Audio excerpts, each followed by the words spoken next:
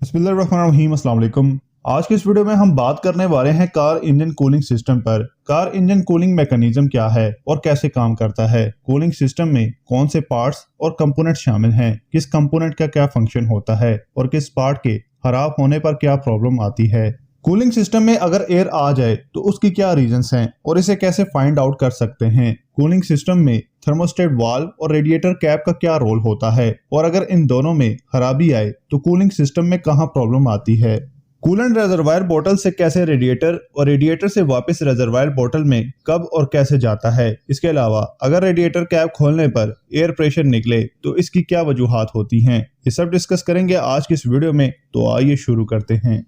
Car engine में जब fuel burn होता है तब एक्सेसिव हीट जनरेट होती है। ये हीट इस काबिल होती है कि इंजन के रबर पार्ट्स को बआसानी मेल्ट कर सके। कार इंजन को ओवर हीट होने से रोकने के लिए वाटर कूलिंग सिस्टम को यूज किया गया। इंजन कंबक्शन चैम्बर जहां फ्यूल बर्न होता है, इसके साथ वाटर जैकेट्स मौजूद होती हैं। इन वाटर जैकेट्स में कूलेंट सर्कुलेट करता है।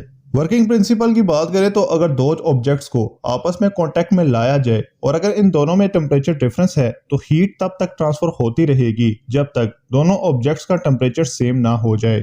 सेम ऐसे ही वाटर जैकेट्स में मौजूद कूलेंट इंजन की हीट को अब्सॉर्ब कर लेता है और कूलेंट से ये हीट बाहर एटमॉस्फेयर में डिस्पोज कर दी जाती है। तो अब बात करते हैं इंजन कूलिंग सिस्टम की कंस्ट्रक्शन पर। तो इंजन के अंदर जो भी कूलेंट गैलेस है उसके साथ एक हॉस पाइप कनेक्ट होता है। इस हॉस पाइप का दूसरा सिरा थर्मोस्टेट वाल्व के साथ कनेक्ट होगा। थर्मोस्टेट वाल्व से एक लाइन जाएगी रेडिएटर के अपर टैंक में और रेडिएटर के लोअर टैंक से एक लाइन जाएगी वाटर पंप में और वाटर पंप से एक लाइन वापस कनेक्ट होगी इंजन की कूलेंट गैलेस के साथ ताकि साइकिल कंप्लीट हो सके। अब जो थर्मोस्टेट वाल्व है उसमें से एक बाईपास लाइन इंजन के साथ कनेक्ट की जाती है, जबकि रेडिएटर के जो प्रेशर रिलीज कैप है उसमें से प्रेशर रिलीज लाइन दी जाती है रेजरवायर में, जबकि रेजरवायर से एक फीड लाइन जाती है रेडिएटर और वाटर पंप के बीच में। तो अब आते हैं वर्किंग की तरफ। तो जब इंजन को क्रैंक किया जाता है तो इसके वार्म अप होने तक कूलिंग की जरूरत नहीं होती। तो सिचुएशन में थर्मोस्टेट वाल्व क्लोज रहता है और इंजन के गैलेस में मौजूद गर्म कूलेंट को रेडिएटर के ठंडे कूलेंट के साथ सर्कुलेट नहीं होने देता और बाईपास लाइन से गर्म कूलेंट को वापस इंजन में भेज देता है। अब इंजन थोड़ी देर चलने के बाद वार्म अप हो जाता है तो कूलेंट भी गर्म हो जाता है और वही गर्म कूलेंट जब थर्मोस्टेट वाल्व में जाएगा तो वहां मौजूद थर्मोस्टेट वाल्व की वैक्स को हीट देगा और वैक्स एक्सपेंड होगा। एक्सपेंड होने पर थर्मोस्टेट वाल्व ओपन हो जाता है और इंजन का गर्म कूलेंट रेडिएटर के अपर टैंक में चला जाता है और दूसरी साइड से थर्मोस्टेट वाल्व बाईपास लाइन को ब्लॉक कर देता है, जिसकी वजह से इंजन का गर्म कूलेंट वापस इंजन में नहीं जाता। अब जो गर्म कूलेंट है वो रेडिएटर के अपर टैंक में है। अब वो इन ट्यूब से होता हुआ रेडिएटर के लोअर टैंक में जाएगा। इन ट्यूब्स के साथ जुड़े होते हैं हाईली कंडक्टिव फिन्स।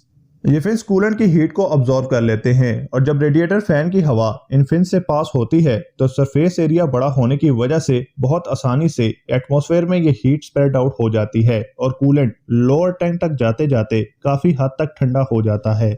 अब लोअर टैंक से कूलेंट सीधा जाता है वाटर पंप के अंदर और वही कूलेंट वापस इंजन के अंदर पहुंचा दिया जाता है। अब इंजन चलने की वजह से इंजन कूलिंग सिस्टम में हीट और प्रेशर दोनों बिल्टअप होते हैं। ये प्रेशर कूलिंग सिस्टम में ट्यूब्स को नुकसान ना पहुंचाएं, इसलिए रेडिएटर के ऊपर स्प्रिंग लोडेड कैप लगाई जाती है। इस कैप के अंदर स्प्रिंग लोडेड वाल्व प्रेशर बनने पर ओपन हो जाता है और जो एक्स्ट्रा प्रेशराइज्ड कूलेंट है वो रेजरवायर में चला जाता है। अब कूलिंग सिस्टम में कूलेंट कम ना हो इसलिए रेजरवायर बोतल से एक फीड लाइन दी जाती है रेडिएटर और वाटर पंप के बीच में। इस मैकेनिज्म की वजह से कूलिंग सिस्टम में प्रेशर और कूलेंट लेवल दोनों मेंटेन रहते हैं। नेक्स्ट बात करते हैं कि कार इंजन कूलिंग सिस्टम में कौन से पार्ट्स के खराब होने पर कार इंजन हीट अप होता है। तो जैसे कि आपने देखा है कि कूलिंग सिस्टम में कूलेंट सर्कुलेट होता है, तो अगर इसकी सर्कुलेशन डिस्टर्ब होगी तो इंजन हीट अप होगा। इस फहरिस्त पे नंबर 1 पर है रेडिएटर, जो कि बंद होने पर कूलेंट सर्कुलेट नहीं कर पाएगा और दूसरे नंबर पर है वाटर पंप। वाटर पंप का फंक्शन कूलेंट सर्कुलेट करना होता है, तो अगर जंग लगने की वजह से या इसके फिन्स डैमेज होने पर या बेल्ट टूटने पर अगर वाटर पंप वर्क नहीं करेगा तब इंजन हीट अप होगा। इंजन हीट अप होने की एक बहुत बड़ी वजह थर्मोस्टेट वाल्व का क्लोज पोजीशन में स्टक होना है या थर्मोस्टेट वाल्व की ओवरहेट होने की वजह से लेट ओपन क्लोज होना है। इस कंडीशन में इंजन का गर्म कूलेंट रेडिएटर के ठंडे कूलेंट के साथ मिक्स अप नहीं हो पाता। इसके अलावा रेडिएटर कूलिंग फैन और ईसीटी सेंसर यानी कूलेंट टेम्परेचर सेंसर जो कूलेंट का टेम्परेचर ईसीयू को बताता है और ईसीयू कूलेंट के टेम्परेचर के मुताबिक रेडिएटर फैन को ऑन ऑफ करता है।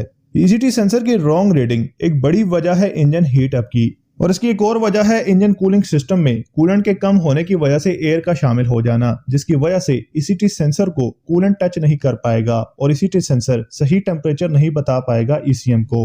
नेक्स्ट बात करते हैं कूलिंग सिस्टम में जो रबर पाइप्स हैं, अगर इनमें बार बार लीकेज का प्रॉब्लम आए तो इसकी एक बड़ी वजह रेडिएटर कैप का स्प्रिंग लोडेड वाल्व का खराब होना है, क्योंकि अगर कूलिंग सिस्टम में बनने वाला प्रेशर सही टाइम पे रिलीज ना हो पाए तो कूलिंग सिस्टम में यूज होने वाले रबर पाइप्स और रेडिएटर वाटर टैंक की लीकेज का सबब बनता है। तो ये थी आज की वीडियो। इस वीडियो में हमने कार कूलिंग मैकेनिज्म को समझा और इससे मुतल्लिका आने वाली प्रॉब्लम्स पर बात की।